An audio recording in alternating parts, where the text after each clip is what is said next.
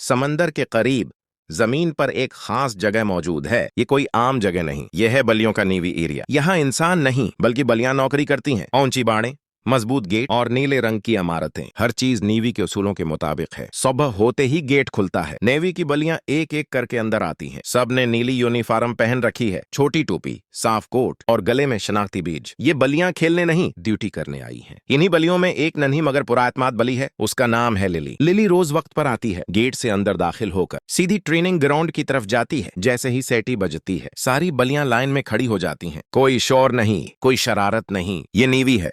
अब शुरू होती है ट्रेनिंग। बिल्लियां दौड़ लगाती हैं, रकावटें पार करती हैं, ऊंची जगहों पर चढ़ती हैं। उन्हें सिखाया जाता है कि खतरे की आवाज कैसे पहचानी जाए, अजनबी बो को कैसे महसूस किया जाए और रात के वक्त खामोशी से गश्त कैसे करना है। लिली हर टास्क पूरा ध्यान से करती है। वो न घबराती है, न हिम्मत हारती है। इंस्ट्रक्टर बली उसे देखकर कहती है, ये बली नेवी के लिए बनी है। दिन ढलता है और बलियों को गश्त की जिम्मेदारी मिलती है। लिली को स्टोर एरिया के करीब ड्यूटी दी जाती है। वो आहिस्ता आहिस्ता चलती है, कान खुले, आंखें चौक्स। अचानक लिली रख जाती है। हुआ में कुछ अजीब है। एक हल्की सी बो, खतरे की बो। इंसानों को कुछ महसूस नहीं होता, मगर लिली समझ जाती है। वो फौरन इस समझ दौड़ती है और जोर जोर से मियाऊं करने लगती है। दूसरी नेवी बलियां भी जमा हो जाती हैं। जब जगह चेक की जाती है तो पता चलता है कि बिजली के तार बहुत ज्यादा गर्म हो रहे हैं। अगर देर हो जाती तो आग लग सकती थी। फौरन कार्रवाई की जाती है। मसला हल हो जाता है। नेवी एरिया महफूज हो जाता है। लिली खामोशी से एक तरफ बैठ जाती है। उसकी आंखों में इत्मीनान है। शाम को सारी नेवी बलियां मैदान में जमा होती हैं। सब लाइन में खड़ी हैं। लिली सबसे आगे। इंस्ट्रक्टर ऐलान करती है, आज लिली ने साबित कर दिया कि वो सिर्फ बली नहीं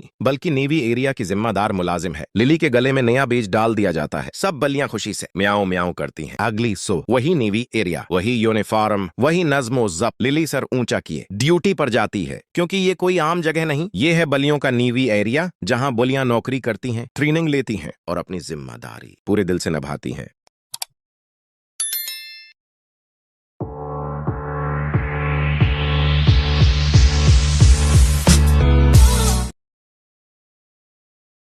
एक माँ बली है, इसके दो छोटे छोटे बच्चे हैं और एक शौहर है। ये कहानी किसी एक दिन की नहीं बल्कि हर दिन की है। अंधेरा अभी पूरी तरह खत्म भी नहीं होता कि माँ बली की आंख खुल जाती है। वो आहिस्ता से उठती है ताकि बच्चे न जाग जाएं। किचन में जाकर सब्र और खामोशी के साथ नाश्ता बनाना शुरू कर देती है। चूल्हे की हल्की आवाज, बर्तनों की खंख, ये सब उसकी रोज की आदत बन चुका है।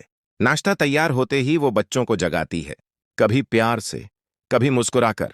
इनके कपड़े बदलती है, बाल संवारती है, बस्ते तैयार करती है।